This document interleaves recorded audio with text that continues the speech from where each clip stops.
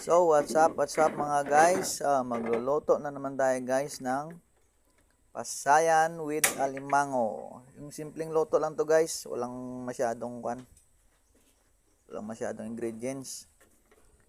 Kasi ganito kami dito guys magluto, lalo na pag walang naka-ready na ingredients. So yan mga guys, yan, papakuluan muna natin hanggang maging golden brown siya. Golden red pala. Red lang pala. Ayan mga guys, kasi mag-isa lang tayo dito sa bahay, kaya